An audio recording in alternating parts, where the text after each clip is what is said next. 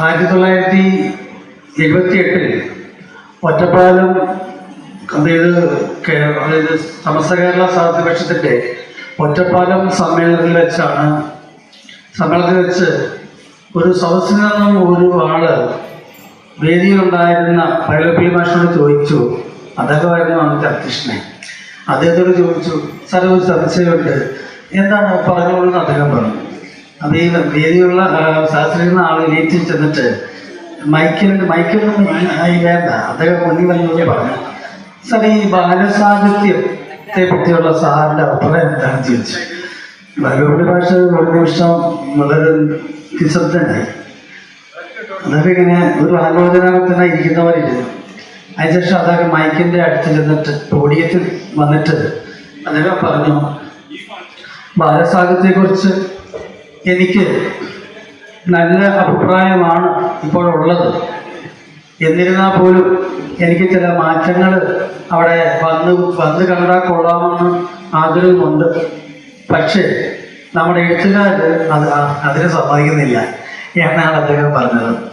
അദ്ദേഹത്തിൻ്റെ ആ ഒരു വിചാരം, ആ ഒരു നിരീക്ഷണം ഇപ്പോഴും അതുപോലെ തന്നെ തുറന്നു പോകാനുള്ള ഒരു കാര്യം പറയാനാണ് ഞാൻ ഈ ഒരു പഴയ സംഭവം ഉദാഹരിച്ചത്. കാരണം എന്താണെന്ന് വെച്ചാൽ ബാലസാഹിത്യ രംഗത്ത് കാതലായുള്ള മാറ്റങ്ങൾ സംഭവിക്കുന്നില്ല. എല്ലാ രംഗത്തും മാറ്റങ്ങൾ സാഹിത്യത്തിലെ വിവിധ രൂപങ്ങളിൽ, വിവിധ തലങ്ങളിൽ, ഇപ്പോൾ ചെറുതായിക്കോട്ടെ, കഥയായിക്കോട്ടെ, നോവലുകൾ, എല്ലാത്തിലും പലവിധ മാറ്റങ്ങൾ സംഭവിക്കുന്നുണ്ട്. ആശാവഹവും ചിലപ്പോഴൊക്കെ മോശപ്പെട്ടുള്ള പ്രവണതകൾ സംഭവിക്കുന്നുണ്ട്. എന്നാൽ ഈ ബാലസാഹിത്യ രംഗത്ത് മാത്രം എന്താണോ മാറ്റമില്ലാത്തത്? അതിങ്ങനെ ഒരേ ഏകദാനകമായി പോകേണ്ട ഒന്നാണോ ബാലസാഹിത്യം? യഥാർത്ഥത്തിൽ നമ്മുടെ ബാലികാബാലന്മാരെ ഒരു പ്രത്യേക എന്താ പറയുക, അവർ ഭാവിയിലോട്ട് അവർ ഒരുപക്ഷെ ആദ്യമായി വായിക്കുന്നതായിരിക്കാം. അപ്പോൾ അവരെക്കൂടെ ഉദ്ദേശിച്ചത് ഭാവി തലമുറ രൂപപ്പെടുത്തുന്നതിൽ നമ്മുടെ ഈ ബാലസാഹിത്യ രംഗം വലിയ പങ്ക് വഹിക്കുന്നുണ്ട്.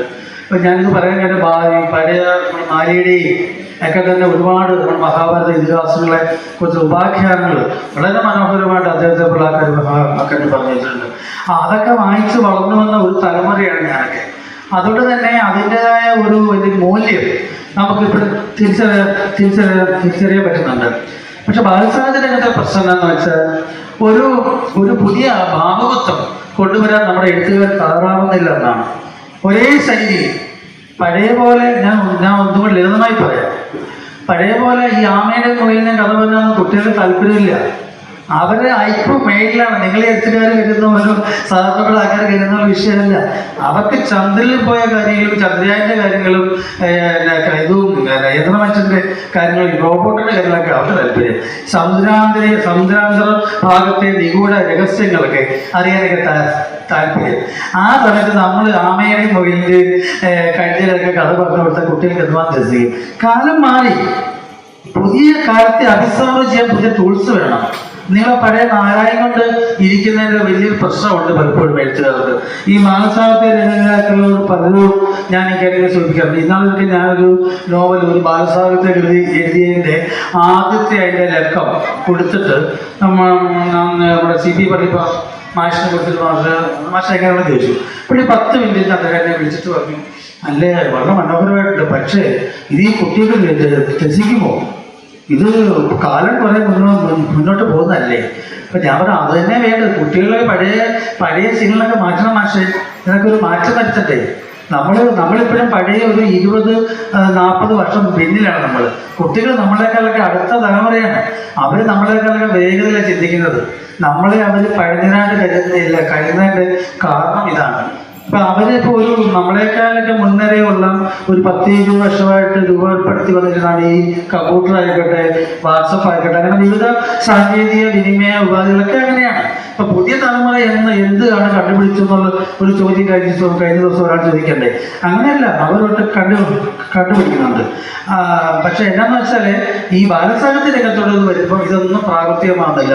പുതിയ സംവേദന സ്ഥലികൾ തുറക്കുന്നില്ല. പുതിയൊരു ഭാവുകത്വ പരിണാമം സംഭവിക്കുന്നില്ല. ഭാഷ ഒട്ടും മാറുന്നില്ല. ഭാഷ ഒരുപാട് മാറ്റങ്ങൾക്ക് വിധേയമാകേണ്ടതാണ് ബാലസാഹിത്യ രംഗത്തെ. പണ്ടൊരു കാട്ടിൽ ഒരു സിംഹം ഉണ്ടായിരുന്നു എന്ന ഭാഷ മാറ്റിക്കൊണ്ട്, അല്ലെങ്കിൽ ചന്ദ്രൻ ഒരു കൂലിപ്പണിക്കാരനായിരുന്നു, അല്ലെങ്കിൽ ചന്ദ്രൻ ഒരു വിറവുവെട്ടുകാരനായിരുന്നു എന്ന് പറയുന്ന ആ ഒരു നറേറ്റീവ് മൂവ്മെന്റ് ഉണ്ടല്ലോ, തുടക്കമുണ്ടല്ലോ, ആ തുടക്കം വായിക്കും ഇന്നത്തെ കുട്ടികൾ ഒരു ഇഷ്ടമുള്ളൂ, അവർ വായിക്കില്ല. അവർക്ക് ഒരു പേജ് വായിച്ചിട്ട് അടുത്ത പേജിലേക്ക് മറിക്കണമെന്ന ഒരു ആകാംക്ഷ വേണം. ആ ആകാംക്ഷ ഇല്ലാത്ത രചന എങ്ങനെയാണ് ഒരു രചന എന്ന് പോലും വിളിക്കാൻ പറ്റുക? പിന്നല്ലേ സാഹിത്യത്തിന്റെ കാര്യം പറയുന്നത്. സാഹിത്യത്തിന്റെ കാര്യം പറഞ്ഞാലും നമ്മൾ ആലോചിക്കേണ്ട ഒരു വിഷയം, ഗൗരവമായിട്ട് സമീപിക്കുന്ന ബാലസാഹിത്യ കൃതിയുടെ കാര്യം ഇക്കാര്യത്തിൽ കഷ്ടമാണ്. കഴിഞ്ഞ വർഷം കേരള സാഹിത്യ അക്കാദമിയുടെ അവാർഡ് കിട്ടിയ പുസ്തകത്തിന്റെ സ്ഥിതി തന്നെയായിരുന്നു. ഒരു ഒരു ഒരു പുതിയൊരു കണ്ടെത്തൽ, പുതിയൊരു സന്ദേശം കൊടുക്കണം. നമ്മൾ പറയുന്ന പക്ഷേ പഴയ കാര്യമായിരിക്കാം, അതൊക്കെ നിങ്ങളുടെ ഇഷ്ടം. പക്ഷെ ആഖ്യാനത്തിൽ പുതുമ വേണം, ശില്പത്തിൽ പുതുമ വേണം, അതിൻ്റെ രൂപപരിണാമത്തിൽ എല്ലാം തന്നെ അടിമുടി മാറ്റം വേണം. ആ അടിമുടി മാറ്റം സംഭവിക്കും എന്ന് ഞാൻ ഇപ്പോഴും കാത്തിരിക്കുക, പക്ഷെ സംഭവിക്കുന്നില്ല എന്നാണ്. അങ്ങനെ ഇരിക്കുകയാണ് നമ്മുടെ ഈ ഓമനാമയുടെ പുസ്തകത്തിലോട്ട് കിട്ടിയത്. അതിലെ ഞാൻ ആദ്യം പറഞ്ഞതിൽ എനിക്ക് കുറച്ച് ചിന്തിച്ചാൽ, അതിൽ ഈ ഒരു സമാഹാരത്തിൽ 13 കഥകളുണ്ട്. ഈ 13 കഥകളൊക്കെ നമുക്ക് എല്ലാവർക്കും അറിയുന്ന കഥകൾ തന്നെയാണ്. പക്ഷെ ഓമനം അത് ചെയ്ത ഒരു ഏറ്റവും വലിയ പ്രത്യേകത അതിൻ്റെ ഭാവത്തെ അടിമുടി പൊളിച്ചു കൊണ്ടുവന്നാണ്. കഥ കേൾക്കാൻ വേണ്ടി 2 ഉദ്യോഗങ്ങളിൽ 2-4 ഉദ്യോഗങ്ങളിലുണ്ട് കുട്ടികളുണ്ട്. അവരുടെ ചോദ്യങ്ങൾ, അവരുടെ രസകരമായ ചില ചോദ്യങ്ങൾ, മനുഷ്യനെ പിടിച്ചിരുത്തി വായിക്കുന്നത് എന്താ അച്ഛമ്മേ, അതിലെ ചില ചോദ്യങ്ങൾ ഞാൻ ഓർത്തു വെച്ചിട്ടുണ്ട്. ഒരു ഘട്ടത്തിൽ ഏതൊരു കഥയിൽ ആ കുട്ടി ചോദിക്കുകയാണ്, അന്ന് ഞങ്ങളില്ല അല്ലേ അച്ഛമ്മനെ? കാരണം അവരുടെ അച്ഛൻ്റെ ഈ നെറ്റി മുറിഞ്ഞ കുട്ടിക്കാലത്ത് മണ്ണപ്പൻ ചുട്ട് കളിച്ച സമയത്ത് നെറ്റി മുറിഞ്ഞൊരു കാര്യമാണ് പറയുന്നത്. അന്നേരം ചോദിക്കുക, അന്ന് ഞങ്ങളില്ല അല്ലേ അച്ഛമ്മേ? അപ്പൊ അക്കൂടെ ചോദിക്കുന്നത്, അപ്പൊ ഞങ്ങളുടെ പിള്ളേരൊക്കെ എവിടെ അച്ഛമ്മേ? അപ്പം അച്ഛൻ പറയുന്നു, വരും മക്കളെ വരും. ഇങ്ങനെ രസകരമായി നമുക്കതുപോലെ അത്ഭുതം തോന്നുന്ന രീതിയിലാണ് അതിൻ്റെ പ്രതിപാദന രീതി. ഏതൊരു കൃതിക്കും ഈ ആഖ്യാന ശൈലി വലിയൊരു ഗുണം തന്നെയാണ്. വളരെ ഇതുപോലെ എടുത്തു പറയാൻ മാത്രമുള്ള ഒരുപാട് കഥാസന്ദർഭങ്ങൾ ഇതിലോട്ടുമുണ്ട്. കാരണം അങ്ങനെ വേണം. ആഖ്യാനപരതയെ ശ്രദ്ധിച്ചു, അതിൻ്റെ ശില്പപരതയെ ശ്രദ്ധിച്ചിട്ടുണ്ട്. ഞാൻ പറഞ്ഞല്ലോ, നമുക്ക് എല്ലാവർക്കും അറിയുന്ന കഥയാണ്. കൃഷ്ണന്റെ കഥ അറിയാൻ ആരെങ്കിലും ഉണ്ടോ? ഇതിനെ എല്ലാവർക്കും അറിയാം. പക്ഷെ ആ കഥയെ പുതിയ കാലത്തിന് അനുയോജ്യമായ രീതിയിൽ കൃത്യമായി അവതരിപ്പിക്കുക, അതായത് ആ അമ്പ് ലക്ഷ്യവേദിയാണ്. ആ അമ്പ് ലക്ഷ്യത്തിലേക്ക് തറച്ചു കഴിഞ്ഞു. ഈ പുസ്തകത്തിന് ഏറ്റവും വലിയ പ്രത്യേകത അതാണ്. ഈ അനുവാചക മനസ്സിലേക്ക്, അത് കുട്ടിയായിക്കോട്ടെ മുതിർന്നവരായിക്കോട്ടെ, അവരുടെ മനസ്സിലേക്ക് ആഞ്ഞു തറയ്ക്കുന്ന രീതിയിലുള്ള സംഭാഷണം അതിൻ്റെ ആഖ്യാനമാണ്. ആ ഒരു കുട്ടിത്തം വിട്ടുമാറാത്ത ആ ഒരു സംഭാഷണ ശൈലിയുണ്ട്. മുതിർന്ന ഒരു മുത്തശ്ശി, കുറച്ചുമേ പറഞ്ഞാലും മുത്തശ്ശിമാരെ ഇപ്പം കണി കാണാനില്ല. മുത്തശ്ശി അതെന്ത് സാധനമാണെന്ന് ചോദിക്കുന്ന കുട്ടികളുണ്ട്, നമുക്കറിയില്ലല്ലോ. കാരണം ആ വീട്ടിൽ ആ ഒരു വീട്ടിൽ മുത്തശ്ശിയോ മുത്തച്ഛനൊന്നും ഇല്ല. അഥവാ ഇനി ഉണ്ടെങ്കിൽ പോലും അവർ കഥ പറഞ്ഞു കൊടുക്കാൻ അവർക്കറിയില്ല. അവർക്ക് ഈ കഥകൾ ചിന്താബദ്ധമായിട്ട് പറയാനോ രസകരമായിട്ട് പറയാനോ അറിയില്ല. അവർ ഈ സീരിയലൊക്കെ കാണും എന്നല്ലാതെ വേറെ കാര്യമൊന്നുമില്ല. അവർക്ക് ജോലിയാണ്, തിരക്കാണ്, ഒക്കെയാണ്. പക്ഷേ ഈ ഭാവി തലമുറയാണ് ഇല്ലാണ്ടായി പോകുന്നത്. ഭാവി തലമുറയുടെ ഒരു ചിന്താ പദ്ധതിയെ ഇവർ ഇല്ലാണ്ടാക്കുകയാണ്. നിവൃത്തിയില്ലാന്നാണ് എനിക്ക് തോന്നാറുണ്ട്. അവരൊക്കെ കമ്പ്യൂട്ടർ ഗെയിമിലേക്ക് പോകുന്നത് പിള്ളേര്. കമ്പ്യൂട്ടർ ഗെയിമൊക്കെ മോശമെന്നല്ല ഞാൻ പറഞ്ഞത്. ആ വീട്ടിൽ അങ്ങനെ ഈ പിള്ളേരെ നേർവഴിക്ക് നയിക്കാൻ പറ്റുന്ന ഒരു കുട്ടികളെ രാത്രി അടുത്തിരുത്തി ഒരു 10 മിനിറ്റ് സംസാരിക്കാൻ ശേഷിയുള്ള താല്പര്യമുള്ള മുത്തശ്ശിമാരില്ല.